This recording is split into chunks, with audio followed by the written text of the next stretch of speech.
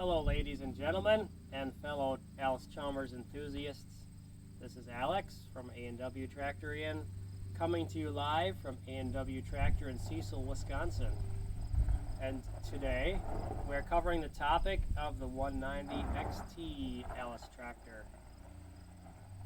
Good all-around tractor, one of the most popular tractors known for Allis-Chalmers. This tractor was introduced in 1964 and made up until 1972. The later ones, which this is a Series 3, the later ones dynoed roughly 100 to 110 horsepower at the dealerships per a former dealer mechanic, up from the earlier ones. Even the XTs dynoed 90 to 100 horse on the earlier ones. And this video is roughly what you need to know if you just purchased an Allis-Chalmers 190 or 190 XT tractor. So I will be covering lubrication points, capacities of oil reservoirs, what type of oil to use in different reservoirs, where to check the oils, and any miscellaneous tips or tidbits that have to do with operating these tractors. And then finally, I will go over all of the operator controls that you will need to know to start, run, drive, and stop this tractor.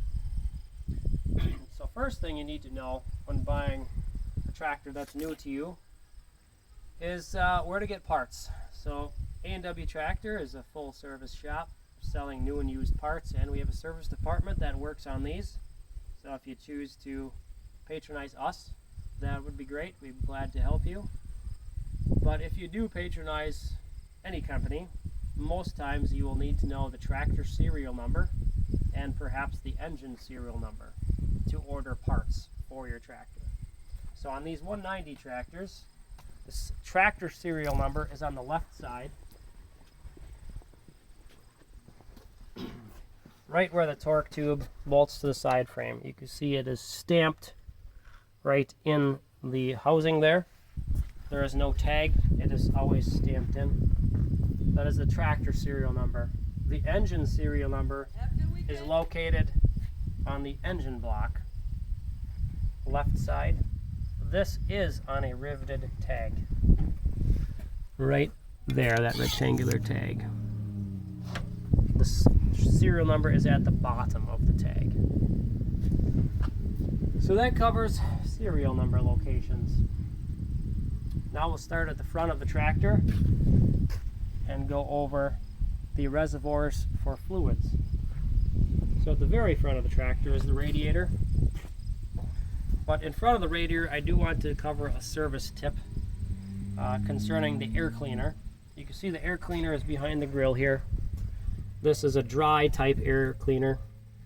There's an element inside of the air cleaner that should be checked and cleaned, blown out daily if using the tractor for more than 4 hours a day, or weekly if you're not using the tractor too much every day. So make sure to check that. If it gets too dirty, you're going to want to replace the element. Behind the air cleaner is the radiator. That holds the coolant in the cooling system. On diesel tractors, I would definitely recommend using the red coolant. The red HD coolant is designed for wet sleeve diesel engines and has additives that prevent cavitation and electrolysis on the wet sleeves inside of the engine. So anytime you're changing the coolant, drain all the coolant out. In our service department, we'll put a couple flushes of pure water through it, and then we'll refill with pre-mixed red coolant. That recommendation is just to ensure as many years as possible of good, reliable service from your engine. So again, fill the coolant, the radiator cap, and to drain the coolant, there are two drain ports. The first drain port left side of the tractor, bottom of the rear of the radiator, there's a drain petcock right there. You spin it lefty-loosey, righty-tighty. That drains the radiator. The engine block has its own drain located on the right-hand side. Now this plug right behind the injection pump on the diesel tractors, hex plug, pipe thread, that is where you can drain the block of coolant.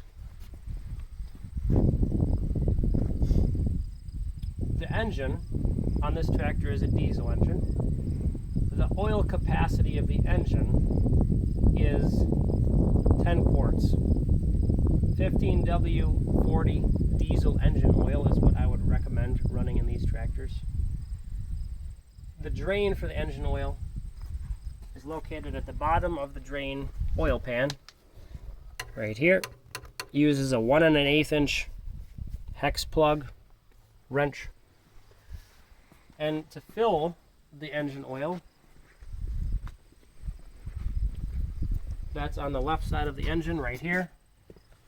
You unscrew the expansion plug, pour oil right in there. Or sometimes the updated version is just a rubber cap that presses on. And to check the engine oil level, you use the dipstick located right under the oil filter. And you have the operating range on the dipstick of where your oil should be at, level-wise. I did realize I forgot to tell you the capacity of the cooling system. That is 4 gallons. Again, 4 gallons of coolant goes in there, the cooling system. So the engine oil we covered, again, this is the engine oil filter. Every time you change the engine oil, you should change the filter as well. Keep that oil nice and clean. So going rearward from the engine, the next section is the torque tube here.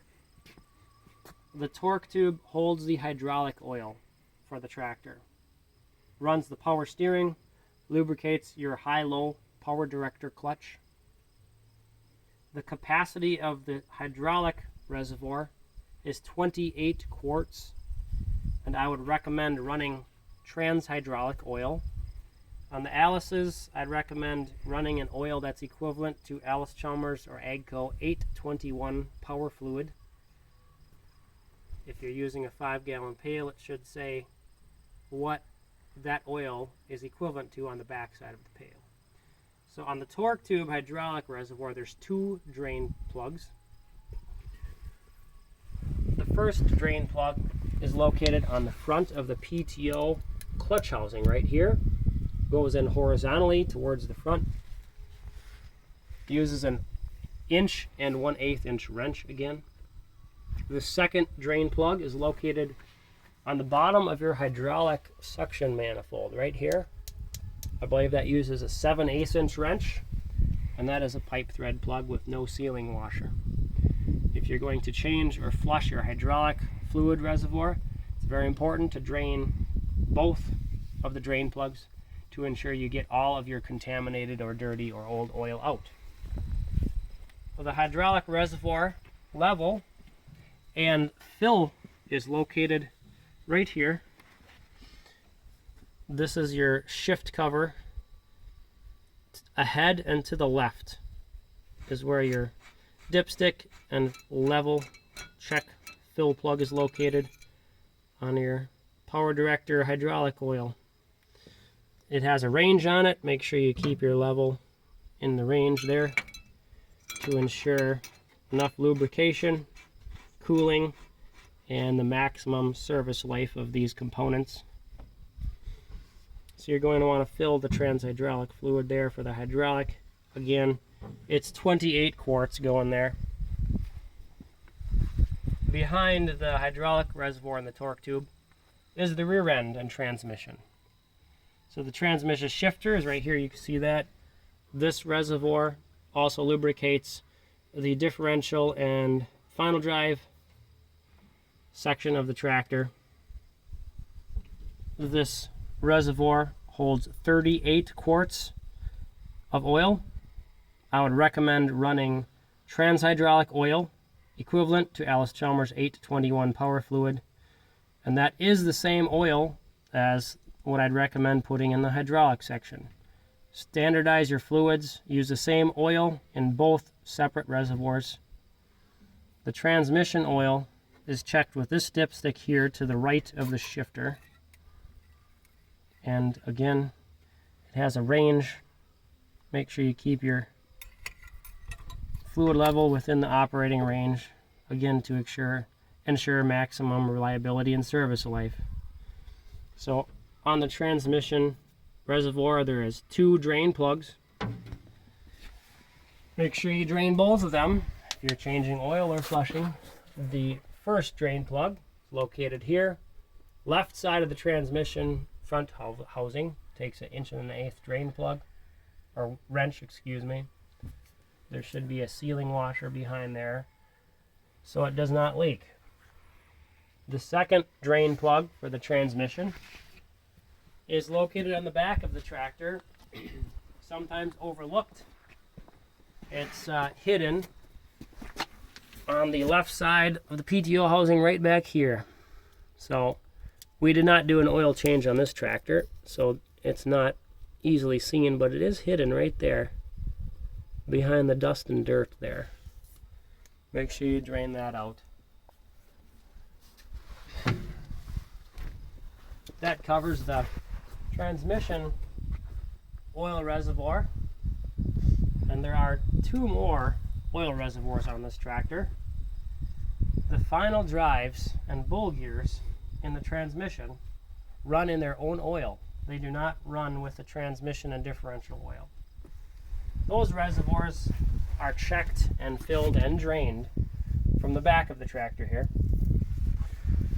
The bull gear housing is on each side of the transmission rear end. The drain for the bull gear on the left side is what we're looking at with the camera, is right here. Takes your classic 1 1/8" wrench, and the fill and level plug is located right here. Again, another 1 1/8" wrench.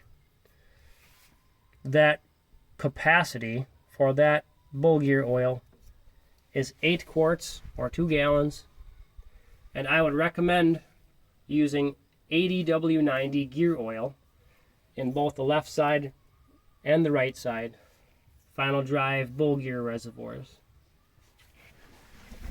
That oil lubricates the whole axle tube, the inner and the outer bearing, as well as the gear reduction, bull gear and pinion shaft.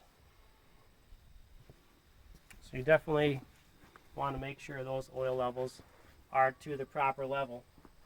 The fuel tank on the back of the platform on this tractor, since it's diesel, it takes diesel. The capacity is 48 gallons of fuel. As a service point or tip, there are 2 sediment bowls on the bottom of the fuel tank on a 190. The left one is in front, way up there, and the right sediment bowl is on the rear of the tank, right about here. So it's a good idea to check and clean those sediment bowls at least every 6 months. The sediment bowl is designed essentially as a filter. If your fuel has contaminants or water, those settle to the bottom of the sediment bowl and allow clean fuel to run out the top down into the injection pump or your fuel system or carburetor.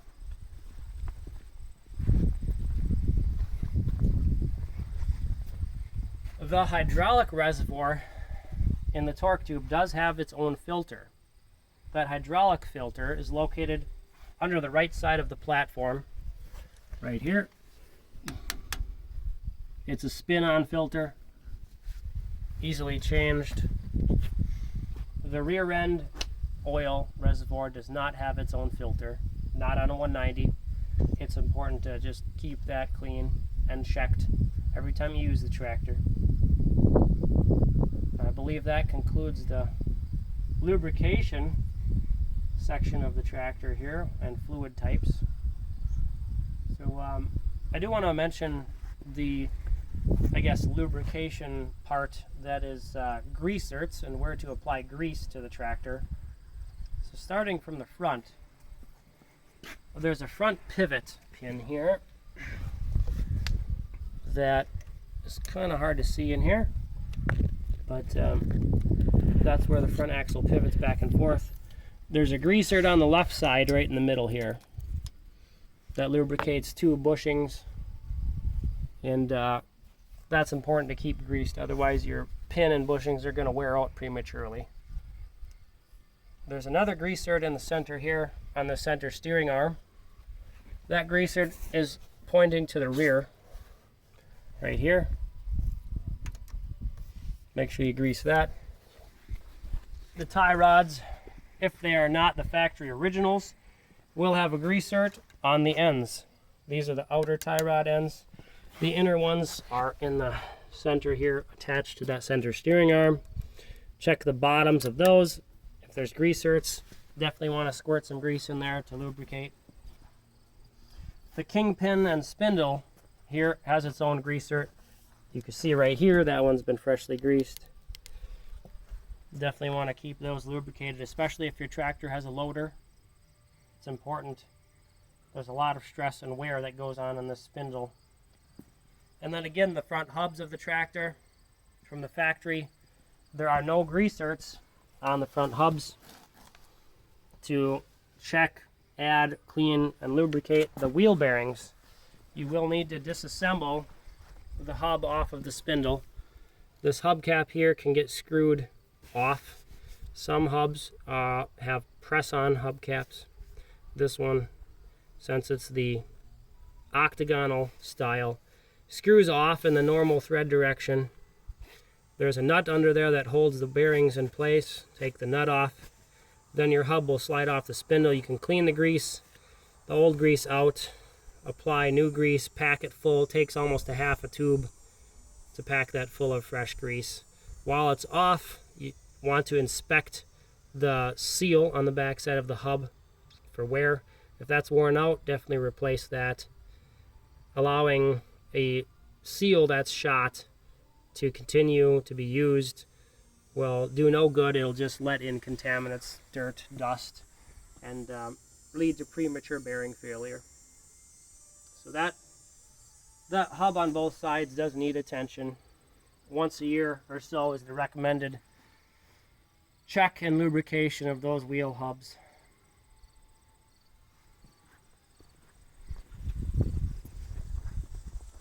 Going back from the front tires here is the power steering cylinder. It's hidden behind the left side of the wishbone here.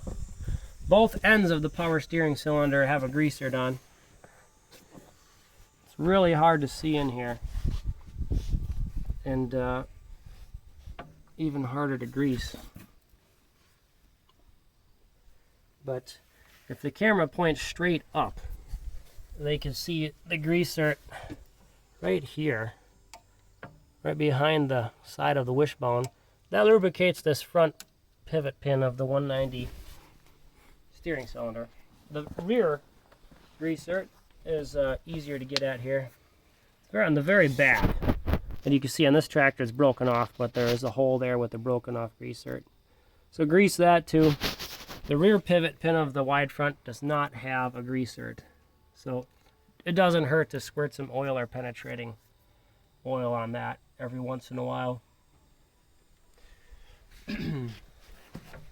Your brake pedals and clutch pedal shafts don't have a grease cert on.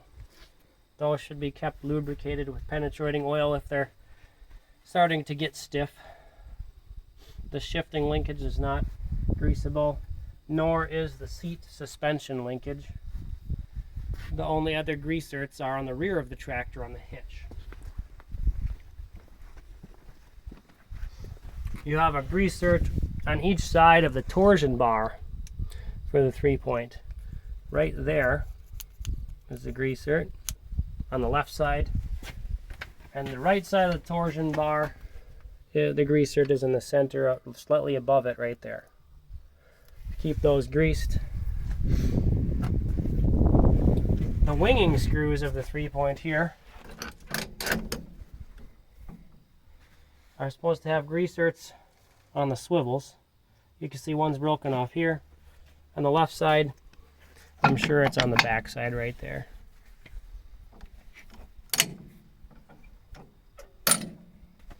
These yokes here, where your winging screw threads into, should be a greaser there.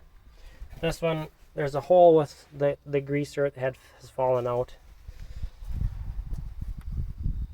So that about wraps up the greasing lubrication part here. So I believe all that's left to cover is operator controls.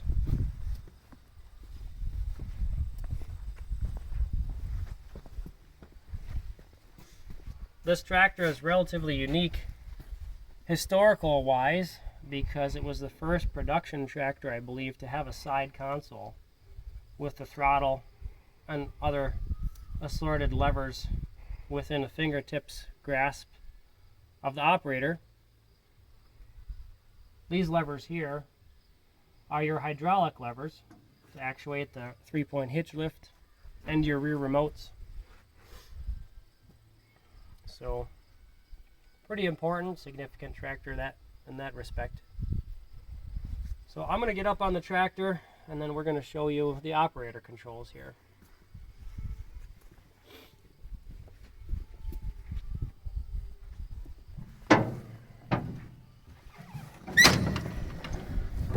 So let's start with the instrument panel here. 2 instrument panel illumination lights for nighttime running. Tachometer.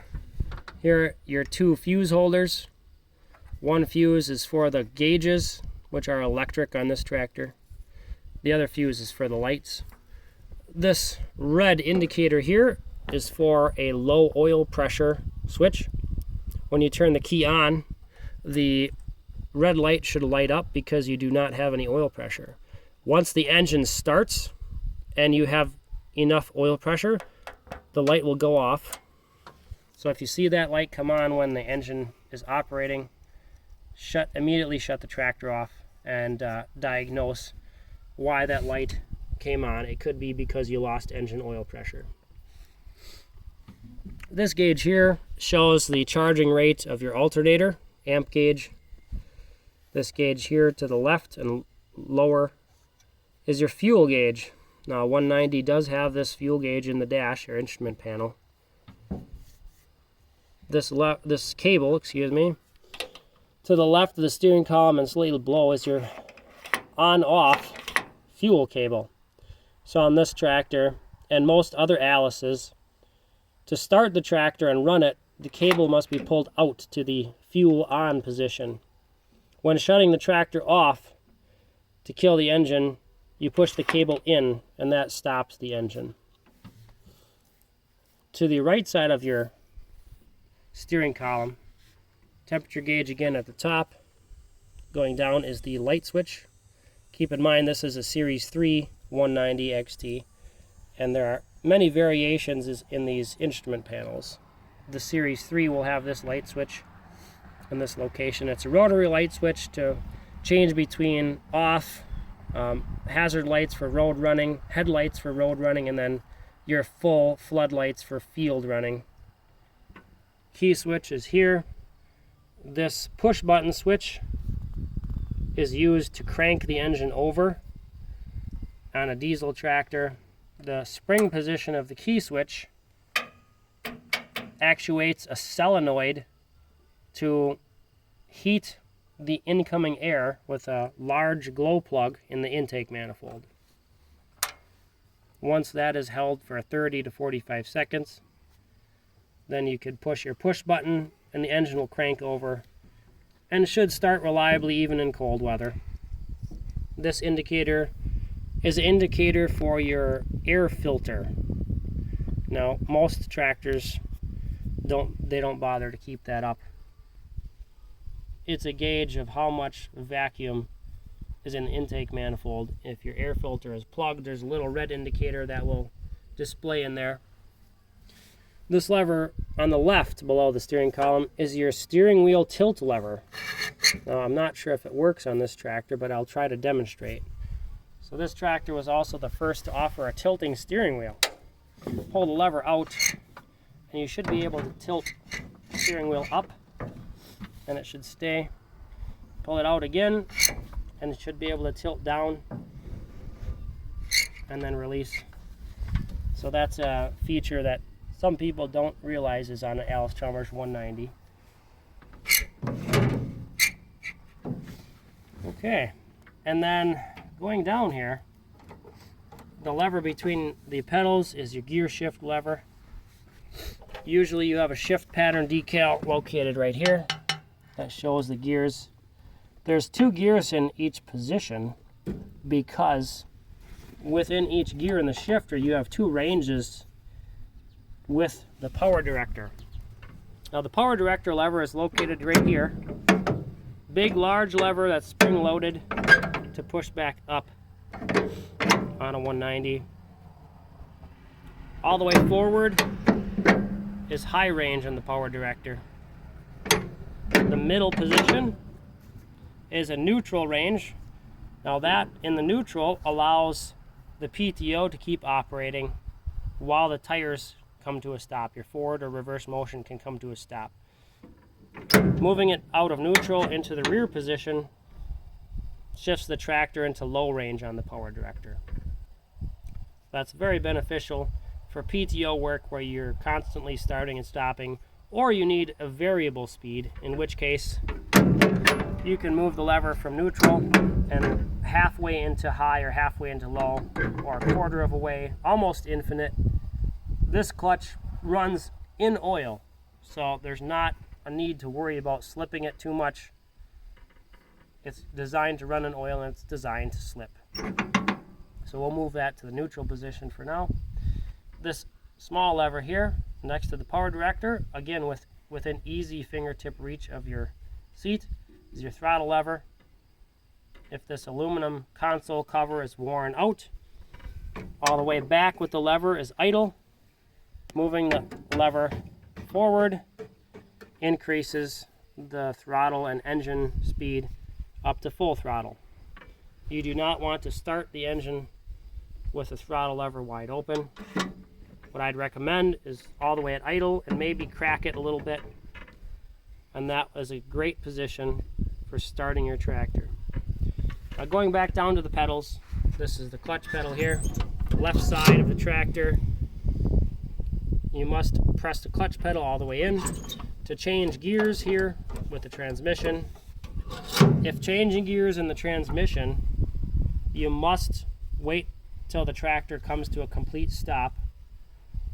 These gears in the transmission are not synchronized like vehicles, most later vehicles are. So to shift on the fly will wear out the transmission gears prematurely, especially if you grind the gears. So again, push the clutch in, then shift your gear. Doesn't matter if you're starting out from a dead stop, going into gear, or if you're shifting from a field speed to a road speed. Clutch in, wait till the tractor comes to a complete stop, then shift your gear selection, and then ease out the clutch pedal again. Your left and right brake pedals, there's 2 pedals on a tractor, unlike 1 pedal on a car. These pedals are locked together. Your left pedal actuates the brake on the left rear tire.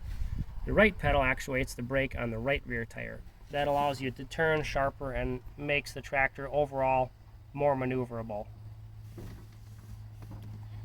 Going back up to the side console here, behind the throttle and power director lever are 3 smaller levers again. These 2 levers nearest the seat actuates each set of remote hydraulics off the back of the tractor. The inside lever, which is left of the second one, actuates the left side of remote hydraulics coming out the back. The middle lever actuates the right side of the remote hydraulics coming out the back. And the lever that's closest to the fender actuates your 3-point hitch lift. This lever does not act like some other brands of tractors. In fact, that it's a manual lever. It has a lower position, a traction booster position, a hold position, and a raise position. So to raise the 3-point hitch, you must move the lever rearward all the way, and when you want the 3-point hitch to stop raising, you move the lever back to the hold position.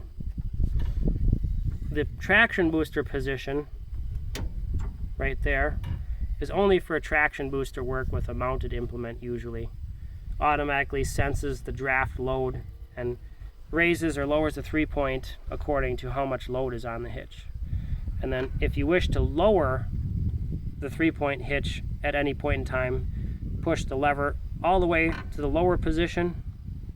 When you wish the 3-point hitch to stop lowering, then you physically must lower, or you must move this lever back to the hold position there. And that will hold the hitch at your desired height. One more feature about these 100 series valves for the hydraulics: you have your normal raise, hold, and lower positions with each of these levers: raise, hold, and lower. Now, what many people don't realize again is that both of these levers have a float position. So you must shove the levers all the way to the forward position, and that actuates the float position in your remote hydraulics. Very handy if you have a loader. So we'll move those back to the hold position. If these valves are functioning properly and you have a mounted implement, such as a disc in the back, you may move the lever to the raise position and then leave go of the lever. And if, again, everything is adjusted properly, once the cylinder on the disc or remote reaches the end of its stroke, pressure will build in the valve, and these levers, if set correctly, will automatically pop back to neutral or the hold position. In the rear of the console here, you have a draft control and position control traction booster sensitivity levers here. So normally they have numbered decals next to them so as to adjust for the traction booster settings of the load that you're pulling in the field. Most often when not in use, you can just leave them all the way back and down, such as these are. The other lever on the inside of the console here is your PTO engagement lever. Now this lever was not found on all 190s. It is an option for your hydraulically activated PTO. This lever has 3 positions. All the way up is PTO engaged. The middle position, the PTO is neither engaged nor braked. And then all the way down, your PTO brake is engaged. So when not in use, leave the PTO lever all the way down or in the middle position. Doesn't really matter. Now this hydraulically activated PTO can be engaged regardless of what gear you're in and regardless of if you have the clutch pushed in or not. Now your hydraulic PTO is not completely independent of the clutch pedal. It will still stop in emergencies if you push the clutch pedal in. But to shift this to engaged and disengaged, you do not need to push the clutch pedal in. At any point in time, you can engage and disengage this PTO if you have the hydraulic option. If you don't have the hydraulic option, you should have a plug in this hole, and there will be a lever coming up out of this hole on the left side underneath the seat. That would be a manual PTO engagement lever. With that option, that was standard equipment, but with that option, you will have to push the clutch pedal in to both engage and disengage the PTO manually. This lever right here is the park brake actuation lever. You can see I have the brake pedals locked in the park position right now. The lever up and forward is the park brake engaged.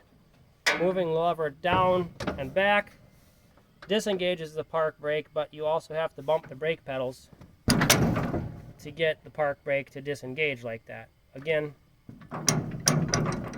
the brakes are not locked in park because the lever is in the disengage position. We'll move the lever to parking brake, and you can see and hear that the brake pedals will latch in place.